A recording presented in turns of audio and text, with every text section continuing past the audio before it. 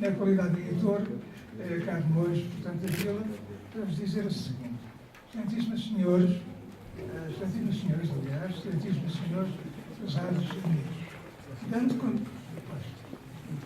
dando continuidade ao trabalho editorial que vimos a desenvolver há 4 décadas, trabalho que, entre outras preocupações, consagra há muito uma particular atenção aos temas relacionados com a África, maiormente as ex-colónias portuguesas, cabe-nos hoje o prazer de apresentar o último livro do historiador Carlos Pacheco, Agostinho Neto, Perfil de um Ditador, a história do MPLA em Cabo Verde.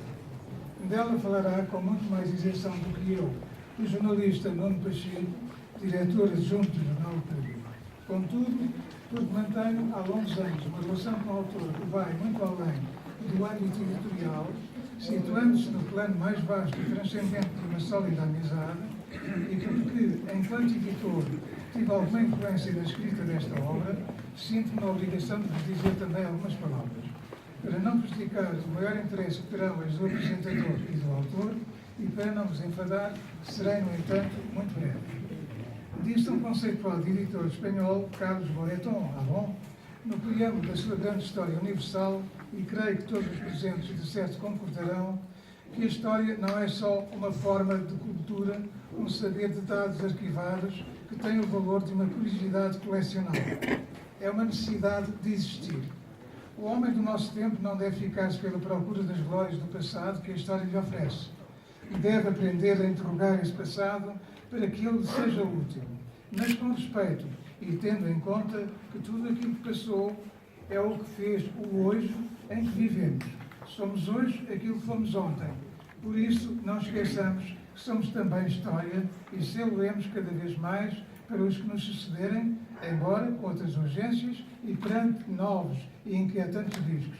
É assim a história cresce e rodeia a humanidade cada vez com mais anéis de tempo. O grande pensador e filósofo espanhol Ortega y Gasset, que considerava a história um tema central, dizia que na história encontraremos o solo firme das nossas crenças perdidas. Marco Túlio Cícero, notável orador romano, dizia que aquilo que desconhece a história toda a vida será uma criança, enquanto, para citar também um autor português, Dom Francisco Manuel de Melo achava que a pintura e a escultura são história morta e que a história é pintura viva. Vivendo-se hoje de novo um tempo de grande preocupação no homem, tanto a nível europeu como a nível mundial, em que se tenta vislumbrar o que pode haver para além do presente, natural depois se torna que o interesse e a procura que o tal tema tenha readquirido, que o tal tema da história tenha readquirido uma maior relevância e que, face ao maior interesse e procura, se multipliquem obras tanto de autores nacionais como de autores estrangeiros, como é o caso desta que aqui temos para vos apresentar. Por efeito dos conflitos mundiais mais recentes, das muitas guerras e genocídios que têm provocado, dos atos de terrorismo que quase diariamente ceifam a vida de centenas de inocentes, muitos de nós sentimos hoje uma necessidade quase imperiosa de saber que a história nos deu, através dos tempos, o que nos pode dar hoje e as interpelações que dela podemos e devemos fazer à luz de uma outra visão, assente em novos dados e novos meios de investigação histórica. Conhecendo-a melhor, tornar-nos-emos mais conscientes dos seus avanços e recuos em termos civilizacionais e das razões que estão na sua origem. E aqui põe-se uma questão crucial. De que história temos necessidade? Uma história distorcida, tendenciosa, manicaísta e imbuída de falsidades, ou uma história imune a esses defeitos que prime por um trabalho sério de investigação histórica, um conhecimento cabal da matéria abordada, uma sólida base documental e, tanto quanto possível, o necessário distanciamento e isenção. Creio que depois de lerem esta obra magna de Carlos Pacheco, a situarão neste segundo patamar. E que depois disso lhe farão a justiça de o considerar um historiador probo que se cinge apenas e unicamente, sem tomar partido a posições ideológicas, à dissecação dos fatos históricos, tentando apurar as suas causas e as suas consequências. Esta, a sua postura, ao focar e analisar nesta obra o que foi, na realidade, a atuação de Agostinho Neto antes e depois de ser eleito presidente de Angola, bem como a do partido MPLA, de que ele foi líder. Chamo também a vossa atenção para o extraordinário acervo de notas, produto de inúmeras e diversificadas leituras, como Carlos Pacheco, para melhor fundamentar e fazer compreender as suas asserções, enriqueceu esta obra, e ainda para os múltiplos testemunhos colhidos que lhe dão maior sustentação. Na dupla condição de português e angolano, tem vindo depois Carlos Pacheco, com este rigor e prioridade, a desenvolver um importante trabalho historiográfico para clarificar e desmistificar muitas falsidades da história recente de Angola e Portugal. Dispenso-me de as citar, pois tem seguido perto deste seu trabalho, de certo as conhecerá. Esta última, Agostinho Neto, o perfil de um ditador, a história do MPLA em Cabo Verde, distingue-se ainda pela coragem e frontalidade com que se propôs repor a verdade acerca de uma figura tão mitificada como Agostinho Neto. Uma figura altamente glorificada pelos seus idólatras, como se tivesse sido um grande líder africano, mas a quem, a meu ver, faltaram qualidades para estar à altura desta distinção. Para a merecer, teria de ter o estofo e a estatura de um Mahatma Gandhi ou de um Nelson Mandela, no que estas personalidades tinham de mais luminoso, ou seja, o culto da justiça, indulgência e da generosidade. Não foi este, infelizmente, o caso. Antes, pelo contrário, toda a ação de Neto se impôs em moldes ditatoriais e persecutórios, quer enquanto líder do MPLA, quer como primeiro presidente da República Popular de Angola, que, como se sabe, tiveram consequências trágicas para o povo angolano.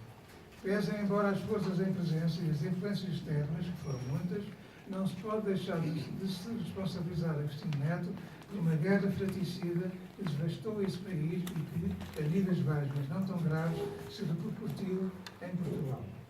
Resta-me agradecer, em nome da editora que dirige as facilidades que Heitor do Tombo, na pessoa do seu diretor-geral de arquivos, Dr. Silvestre Lacerda, nos concedeu para promovermos aqui uma primeira apresentação desta obra, o apoio que, nesse mesmo sentido, nos foi dispensado pela doutora Maria dos Remédios, General, a participação do conceituado jornalista nosso prezado amigo Nuno Pacheco e, claro, a presença de todos quantos aqui se encontram, a qual, tanto para o autor como para nós, constitui uma primeira gratificação do esforço deposto na feitura desta obra, sua escrita e publicação, e um grande estímulo para a continuidade do nosso trabalho. Ele como autor de novos e importantes livros e nós como seus editores. Agradecendo também a atenção que nos dispensaram, passo a palavra ao jornalista Nuno Pacheco.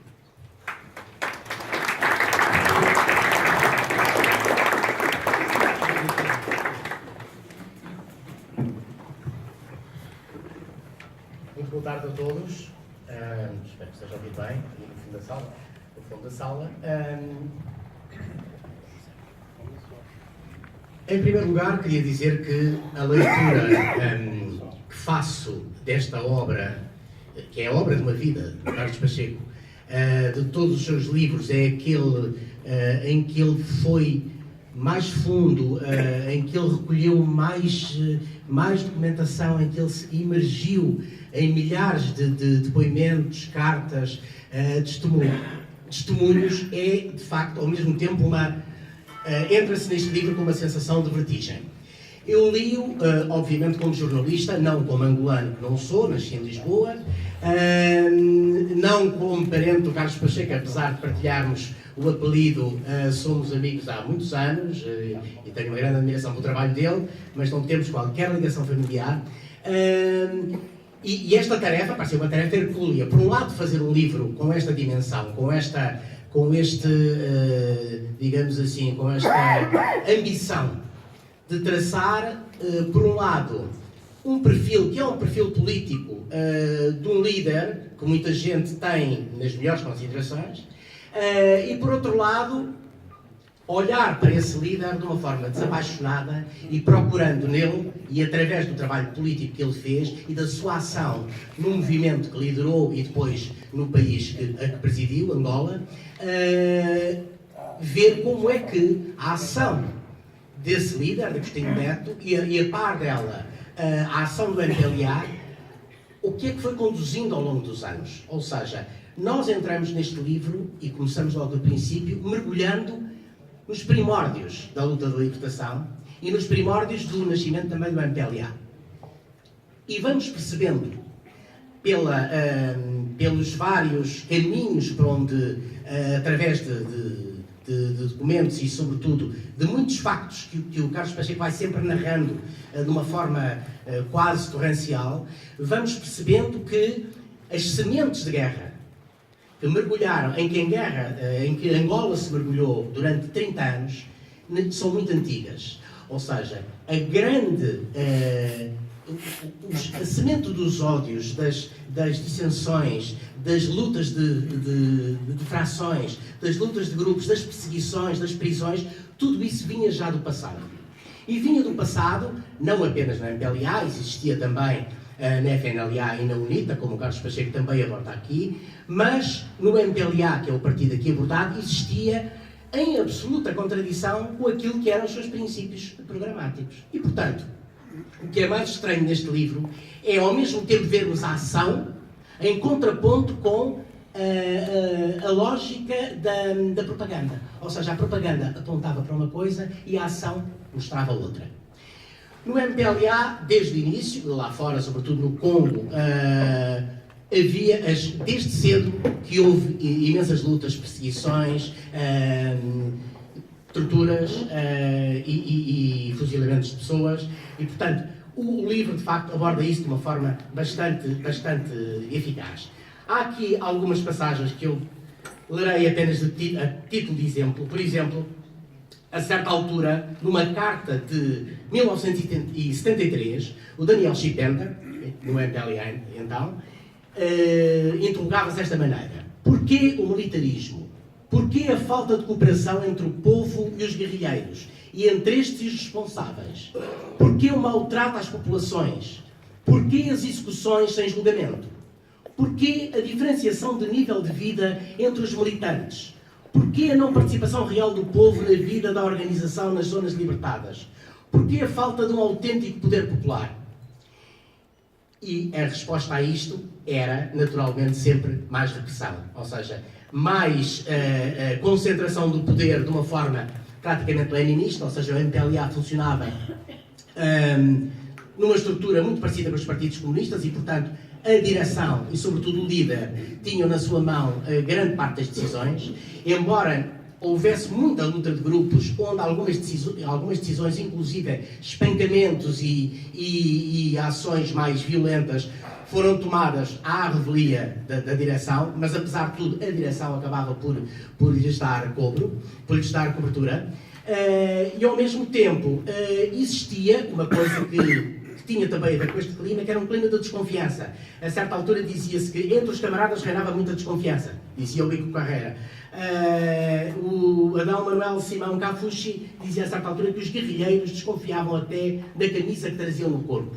Ou seja, com um ambiente de grande desconfiança, em que praticamente todos espiavam uns aos outros, como aqui o Carlos Pacheco diz, ele até, a certa altura do livro, diz: os camaradas do movimento detestavam-se cordialmente, por vezes avassaladoramente, e, ao espiarem-se entre si, sob a supervisão de um grupo de segurança, praticamente a arte da punhalada, de um grupo de segurança, praticavam a arte da punhalada e da delação.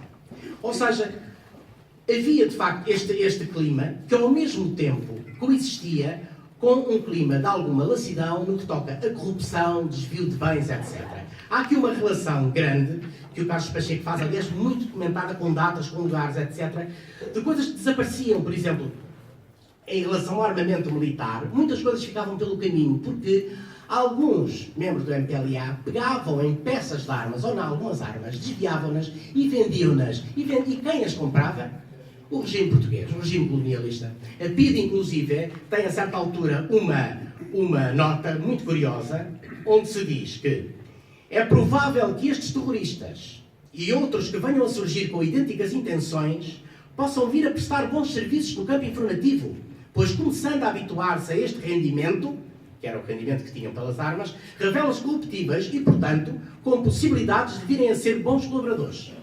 Põe-se a hipótese de ser ou não rendível adquirir um material de guerra novo, acabado de sair dos depósitos do MPLA, onde tarde ou cedo será substituído por outro. O que significa que o regime ao mesmo tempo usava a compra deste armamento para tentar ver se conseguia puxar alguns elementos do MPLA para o seu lado, mas também para fazer com que as armas circulassem para que não chegassem onde deviam chegar, que era a luta de libertação. E, portanto, ao mesmo tempo, com esta lassidão e com este ambiente de corrupção que existia nas bases, a luta de libertação era a principal vítima.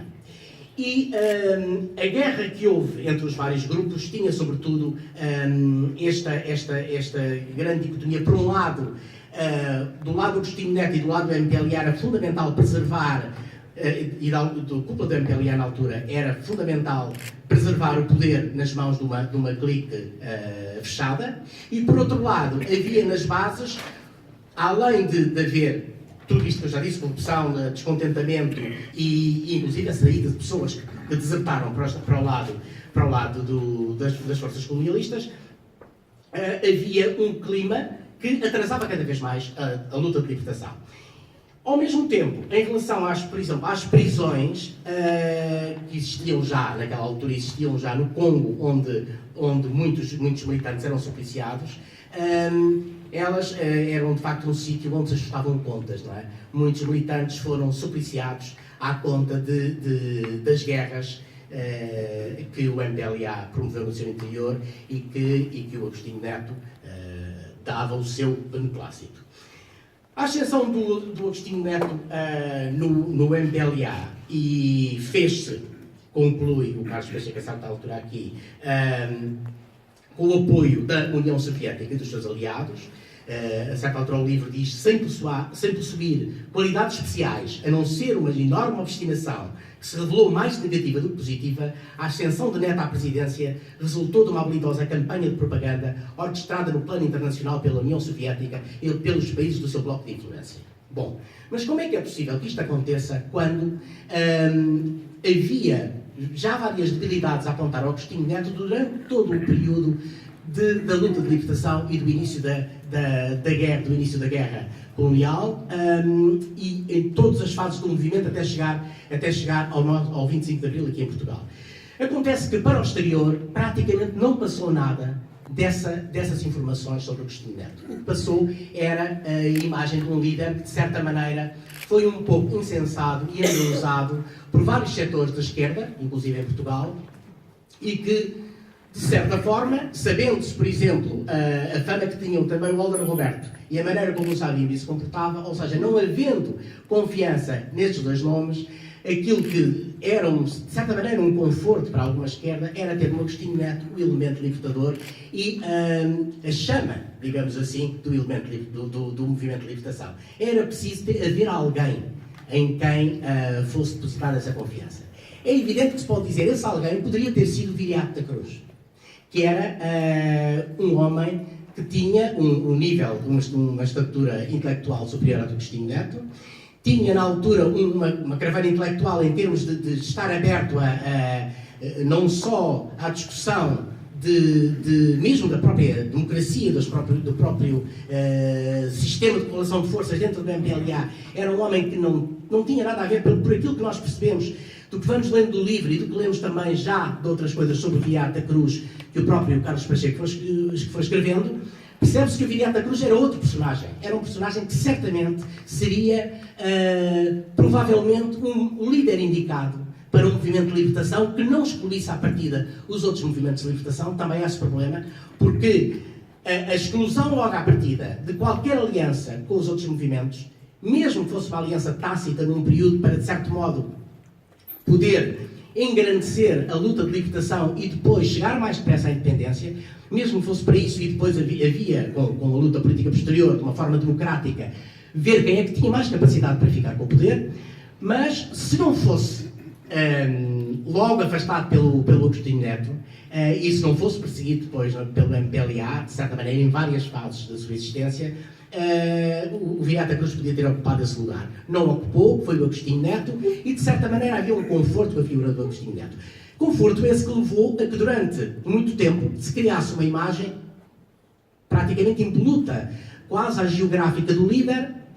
Aliás, várias publicações que são conhecidas, livros maiores, opúsculos, artigos avulsos, dão conta desse quase endeusamento. Praticamente o Agostinho Neto era um homem quase sem nenhum... E estamos a falar em várias áreas, na área pessoal, familiar, como médico, como poeta, como líder político, como presidente de um país. Era um homem praticamente sem nenhum defeito. Era impossível haver um homem sem nenhum defeito. Não há homens sem nenhum defeito. Todos os homens têm algum defeito, todas as mulheres têm algum defeito. Ou seja, há aqui uma mentira, de certa maneira, sustentada por muita gente por motivos de conveniência. O que o livro do Carlos Pacheco vem fazer, não sendo um livro biográfico, porque ele não é propriamente a biografia do Agostinho Neto. Ele traça o perfil do Agostinho Neto de uma forma, olhando para o líder político, em paralelo, como eu disse de início, com o movimento que ele esfiou. E com a maneira como ele foi esfiando ao longo do tempo. E com a contemporização com que ele foi tendo para com os vários desmandos que no interior desse movimento foram feitos a desprimor e contra aquilo que era, por um lado, não só os princípios apregoados pelo MPLA, como os objetivos da luta de libertação, que eram ou deviam ser mais importantes do que tudo o resto aqui. Acontece que o Agostinho Neto tinha vários, para além das várias coisas, tinha vários defeitos. Um deles, por exemplo, era a soberba e o modo como tratava os subalternos. Há aqui até um exemplo que é dado a certa altura a um almoço em que o Agostinho Neto se encontra com o Azencourt de Menezes e vão almoçar. E o motorista que trouxe o Agostinho Neto não tinha comido nada naquele dia, nem sequer um bocado de pão, e deixou-os à porta e eles foram almoçar. E a certa altura o Azencourt, percebendo que o motorista, coitado, estava ali ao lado do carro sem ter comido nada, pergunta ao Neto se não pode ir dar-lhe de comer. E ele diz apenas, isto é depois o Azencourt de Menezes que testemunha, ele que espera o tempo que for necessário, é a obrigação dele, comerá depois.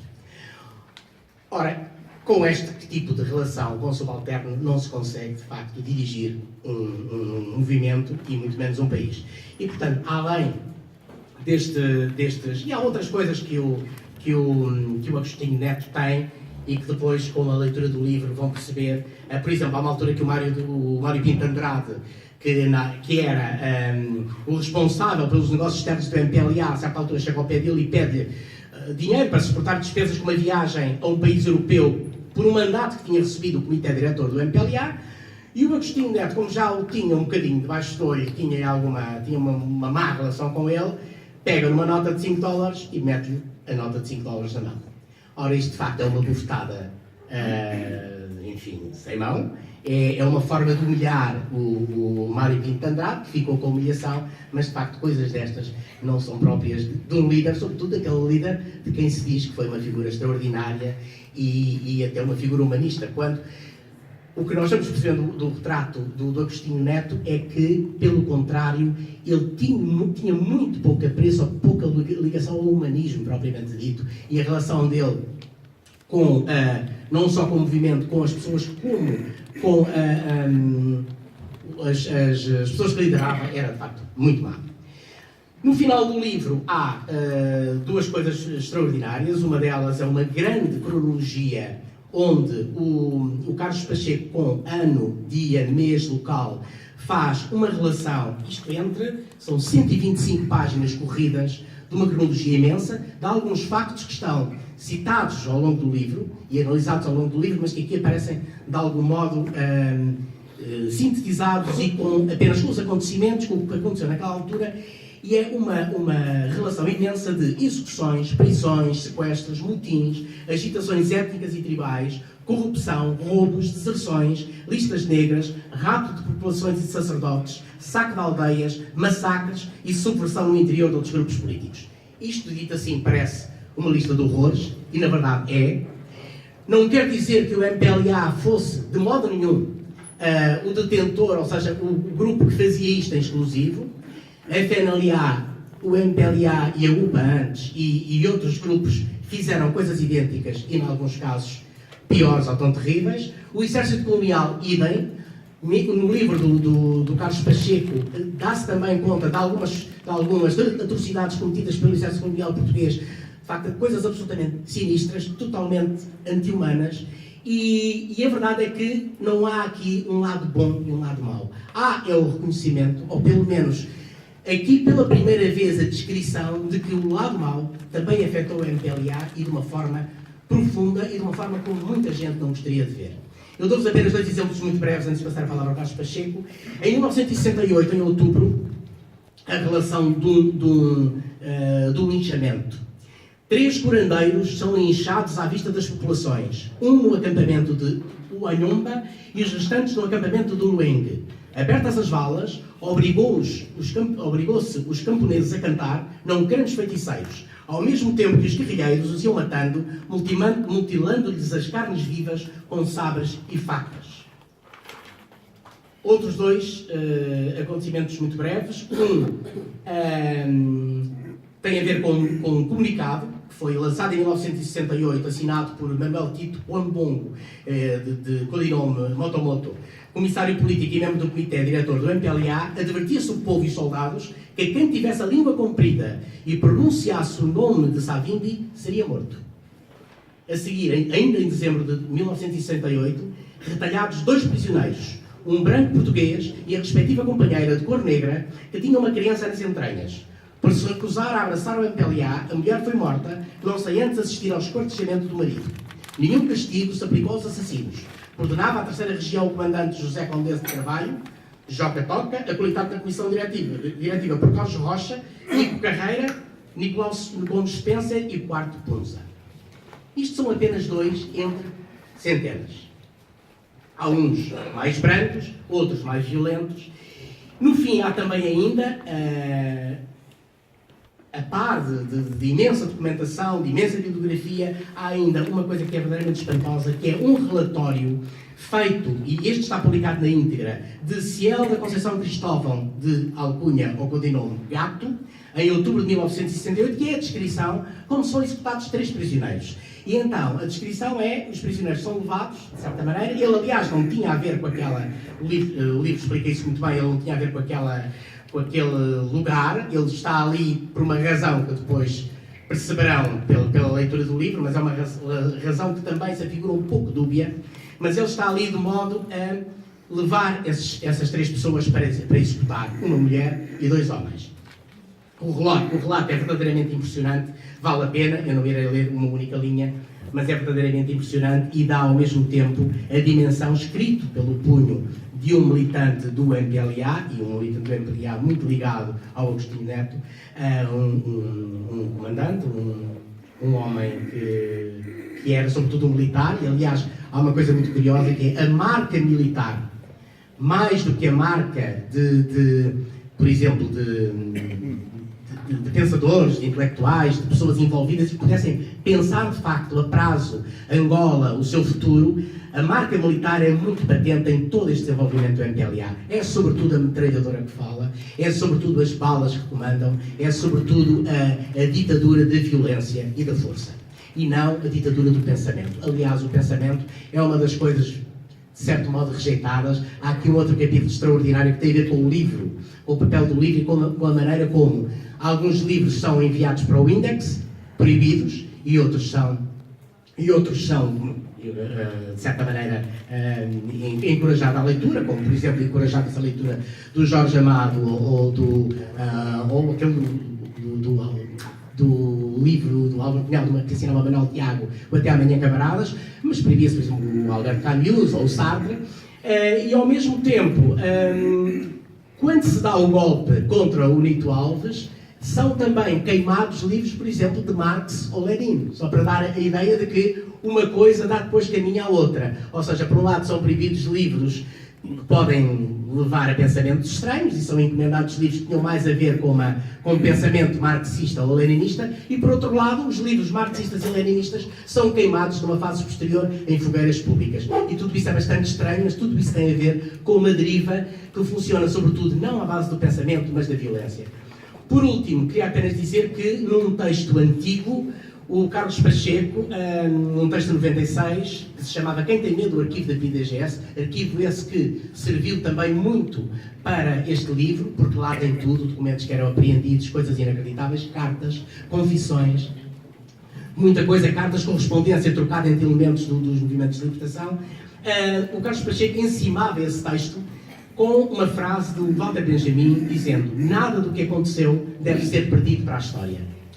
Eu penso que é com este sentimento de que nada do que aconteceu deve ser perdido para a história que deve ser visto este livro, não com o pensamento de que finalmente está aqui a verdade e aquilo que diz o contrário é mentira, mas para olhar para este livro como um incentivo ao pensamento, à formação de opinião, ao olhar para factos, para dados, para coisas que são concretas e não apenas propaganda ou ideias soltas. Há muitos factos aqui que importa olhar para eles. Alguns olhamos com um bocado como um nó no estômago, mas importa olhar para eles, finalmente com algum desassombro, para que a nossa mente sobre Angola, sobre os movimentos de libertação, sobre Agostinho Neto, não seja toldada pela propaganda e por ideias pré-concebidas, mas sobretudo por coisas que de facto aconteceram e que em muitas delas, em muitos casos, verdadeiramente nos envergonham a todos. Obrigado.